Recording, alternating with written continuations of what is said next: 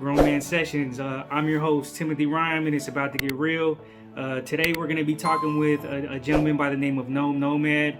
He's a high school football coach, and he's going to give us some insight on what it's like dealing with these young men that, are going through their changes. They're starting to, learn about the world, and they're just facing their own obstacles.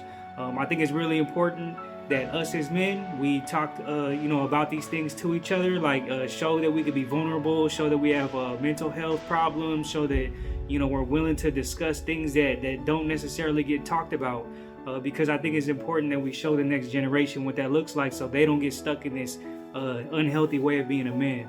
All right, so if you believe in what we're doing, please hit the like and the subscribe, leave us a comment. And just if we bring some value to you, if you think that what we're doing is worth something, consider becoming a patron. Without further ado, let's get this thing going.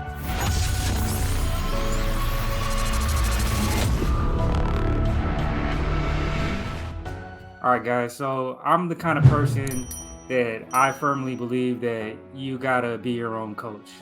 You got to learn how to communicate with yourself. You got to learn how to motivate yourself. You got to learn how to discipline yourself. All the things that somebody that is a coach could help you with. I feel like eventually you should learn how to do that. But luckily I get today to talk to an actual coach that is the coach of a football team for Jesuit High School. This individual has spent time in the military. Got a lot of experience in life in general that I think you guys could find valuable.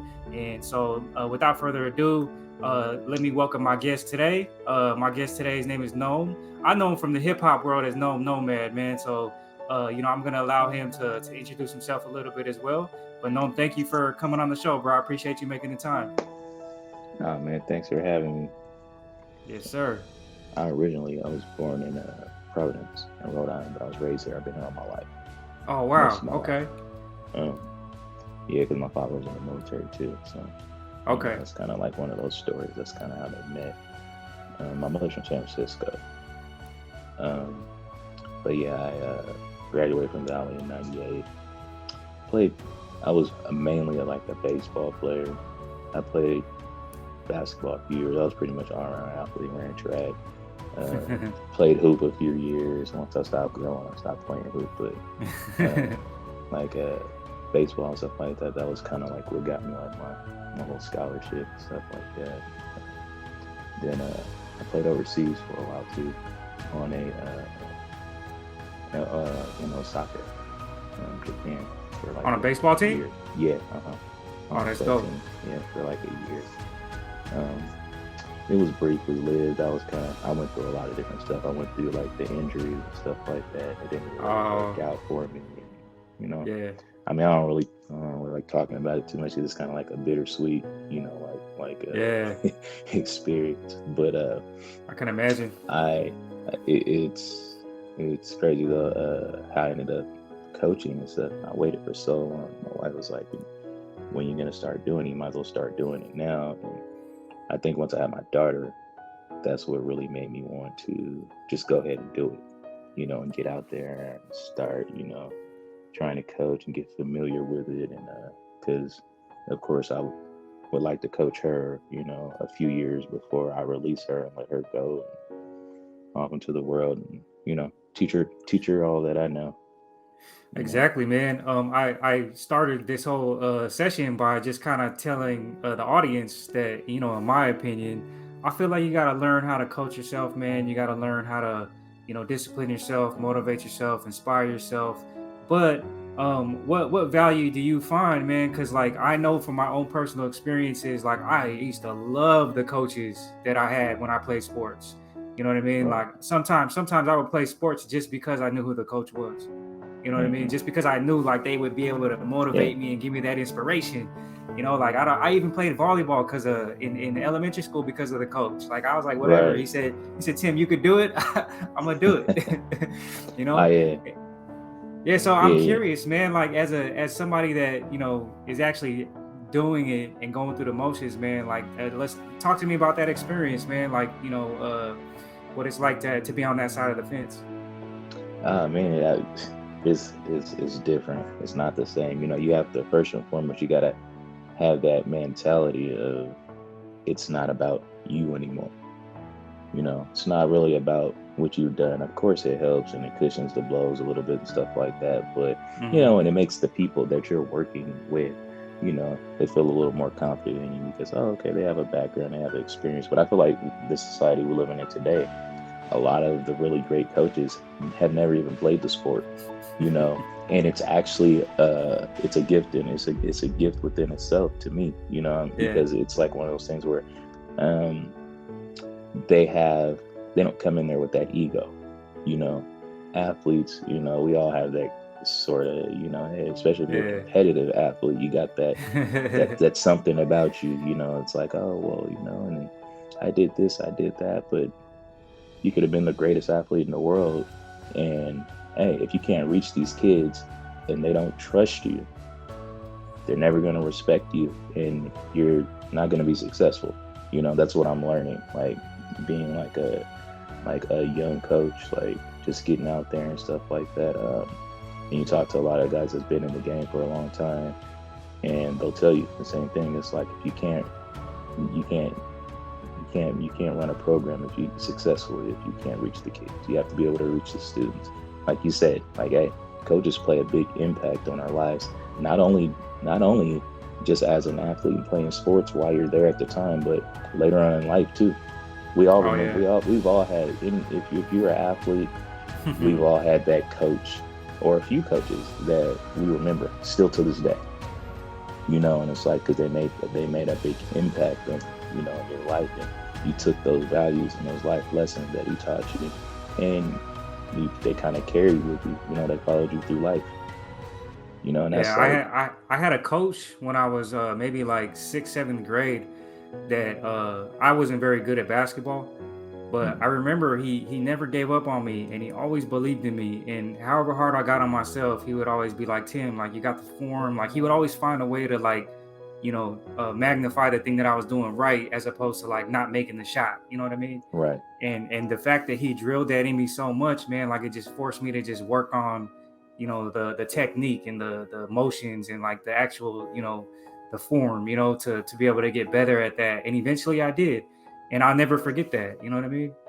yeah, yeah, yeah, man. That's the joy of it, man. Like, you in the beginning, it's like, especially when this is my first year over at Jesuit. I was at Florida before this. Okay. um but coming to a new program, and you're trying to, fill yourself out and find your place. When you're a coach, you deal with so many different elements that have nothing to do with the sport itself. You have Yeah. to deal with, like, personnel. Hey, you're not always going to get along with everybody. Hey, you got to learn how Right. to, how to weigh down agreeing to disagree with people, sometimes, because it happens, and especially coaching like football and stuff like that, where the sport it's intense. Right. It can get intense, and hey, you can get into heated conversations, or you have moments and stuff like that, but you got to understand that this is just part of the culture. You can't Okay. take nothing too personal ever. It's like, hey, because at the end of the day, you're on one team. It's one team. We're all together. Hey, if I lose, you lose too. you Right. know so, and that's what I try to instill with the kids. It's like, it's not just about you. If you want to play a sport that's just about you, hey, go play something like golf or tennis, or an individual sport. Like, I mean, that's okay. Yeah. You'll never know until you get out there and you try. You'll Right. never know where you really fit. And it happens, man. It's like, you'll have kids, they'll ask you, I mean, like, especially if they're passionate, like, about what they do, and they really want to be good at something, they'll ask you, like, do you think this is for me? Do you think I can get better? And you, you have to learn how to encourage them, and also let them know that, hey, it doesn't mean that you won't be successful at something else. I mean, Right. sometimes it happens that way. Hmm. I wish I wish when I was younger, I had more people telling me that, about Hmm. certain things that I took chances with, and tried to get out there and do. I wish I had more people being more brutally honest, because that today is considered uh you're a hater or you're bitter Negative. or you're negative, and it's like, when Yeah. really in reality, nah, hey, me, I'll take a friend that's just gonna be straight up with me over somebody that's gonna just tell me all the things I want to hear. That's not what I Exactly. want. That's not gonna make me better. It's not Right. gonna make you a better person at nothing you do. Hey, I ask questions. What can I do to improve? What can I do to be better? You know, I look at guys that are out there and they're coaching that, they have the longevity and they've been doing it for years. What can I do to make it to where you're at? You know, hey, and it's not really just about being successful as far as having winning records and stuff like that, but it's more so about being successful at your career. Right. Right. Hey, and that longevity, kind of, it speaks for itself. You've been doing it for so many years, then hey, somebody's seeing something in you to give you enough opportunity, you know, for you to last as long as you've been. I mean, some coaches, I'll meet them, they 20, 30 years in a program. I'm like, wow, that's huge. Yeah. That's huge. You Yeah. know, that's putting a lot of trust in somebody, you know. In terms of coaching, man, what do you think is one of the biggest kind of lessons you've learned so far in interacting with your athletes? Um, Honestly, I would say when I first started coaching, I didn't really take into consideration that uh, you have kids that they have things going on outside of sports, Mm. and they kind of confide in you for answers. Oh wow. And it's it's in the beginning, it was kind of scary, because you don't want to give them the Overstep. wrong information or Mm. overstep, with Mm. parents. But I'm learning now, like, and I'll tell them when kids come to me for certain things and stuff, and it's like, if I don't feel like that's my place to give you that information, I'll tell them, hey, maybe you should ask your parents about it. And then if your parents would like me to continue, and move forward, then I'll do that. But you know, I I don't want to, like you said, I want to overstep Right. um, boundaries, and that's one of the toughest things.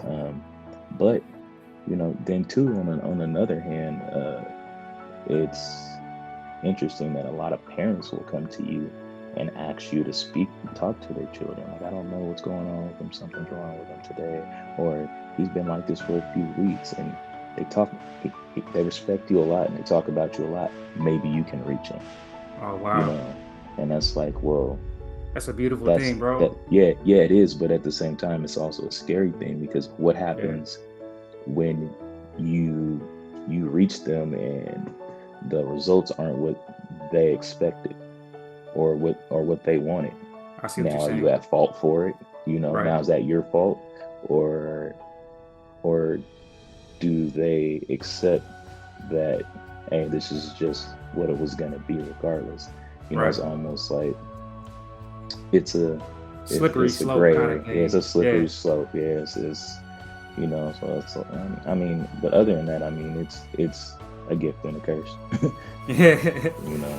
It reminds me Um, of that saying, man, like it takes a community, it takes a village to raise a kid, and I know like not every kid is gonna be is not gonna be reach the levels of success that we would all want, but the fact that I think, because from my experience, I had my family, the good and the bad, but then when I had coaches in the mix, and like I had other parents in the mix, and then I had, like other friends in the mix, like I always felt like if you have that kind of support system for like one kid, I feel like that kid's trajectory for success has a lot more potential. You know what I mean?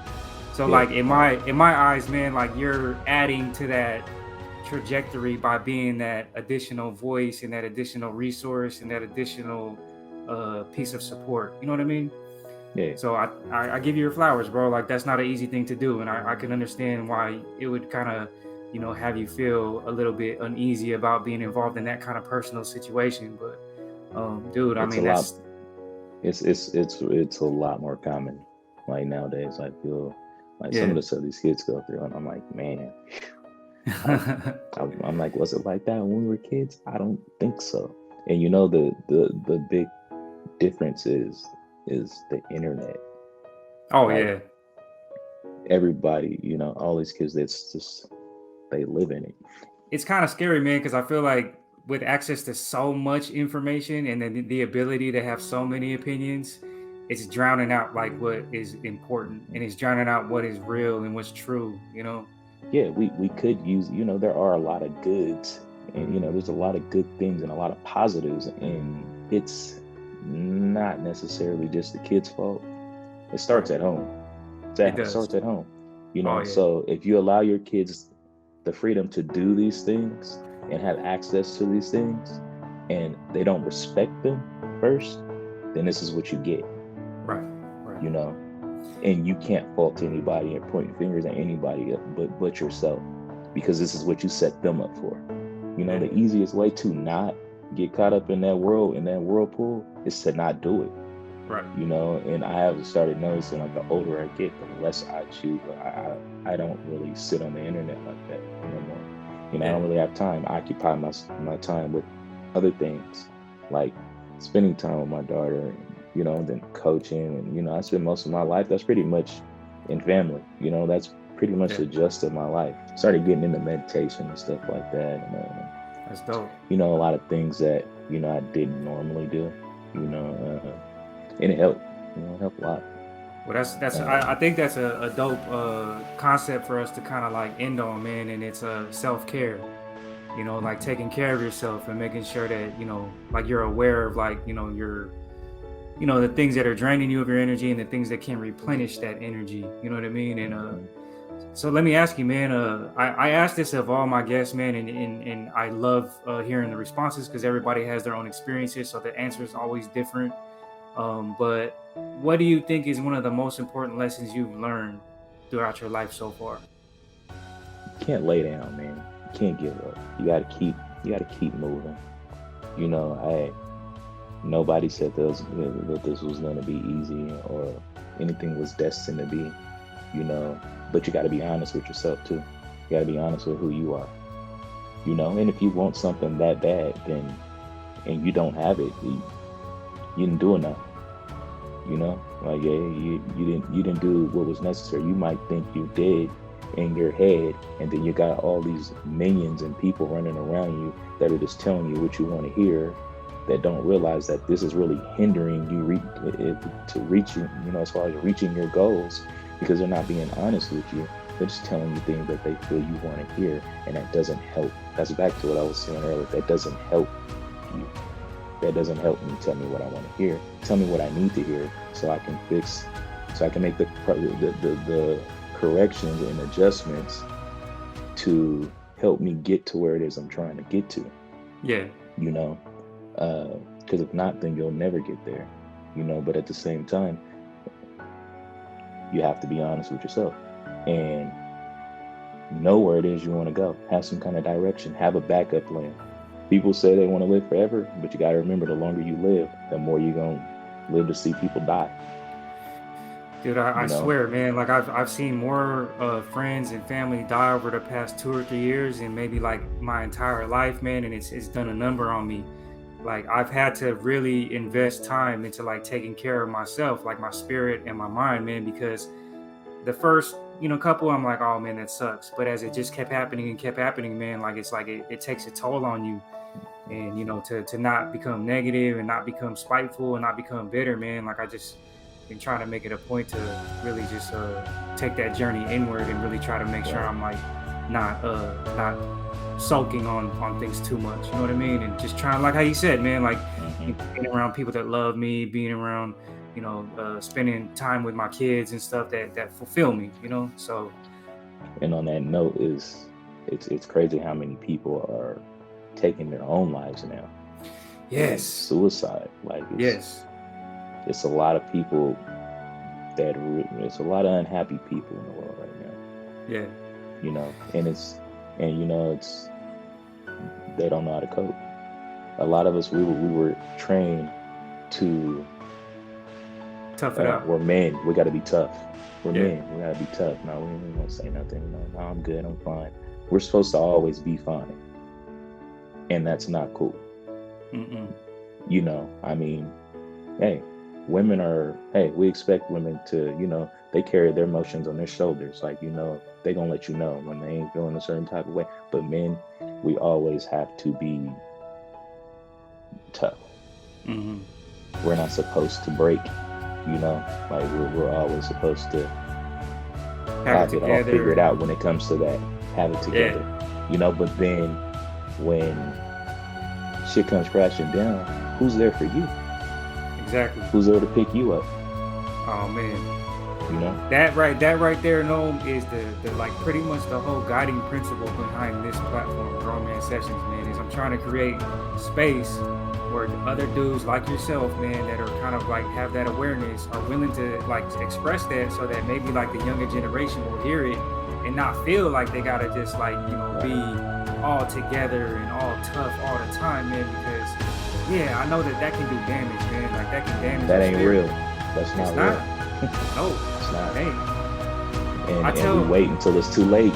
You wait until it's too late, and then people will be looking back and be like, man, I thought he was cool. I thought he was good. But they say you go through a stage right before you commit suicide, to where you're like the happiest. It's like the happiest moment in your life. You're happy. Yeah, you're happy. They say one of the signs, the number one signs, the people that are depressed, they smile a lot. I don't really know exactly why, but it makes sense. Yeah. Like I get it, because it's almost like you've accepted that this is it. Wow. We're at peace. This is where it's done. Damn. And it's crazy when I read that, and I was like, wow. I'm like, that's crazy. Yeah, man. I come from a family that has several suicides, man. So I get it, man. I think that's another reason why I'm like so aware of my mental health, man. It's like I don't ever want to like let any lingering depression turn into anything that can become serious. You know what I mean? But overall, man, like I just want to say thank you. It's not often that I get to have these kind of conversations with people in general. So my hope is that somebody will stumble upon this interview and just find some sort of hope and find some sort of positivity, to the point where that internal dialogue will change. So thank you for your contribution to what we're doing here on Grown Man Sessions. I always end the interviews by saying one person can change the world, but it's one person at a time, and that one person is you. If you've gotten anything from this conversation, please hit the like and subscribe. Feel free to drop us a comment. You can reach us on social media, Grown Man Sessions. We got a whole bunch of dope interviews posted. Got a lot of good information, a lot of good gems that people have said along the way. A lot of other dope individuals like Gnome that have shared their stories, and I hope that more people can become aware of them. If you want to reach out to Gnome, where can they reach you at, bro?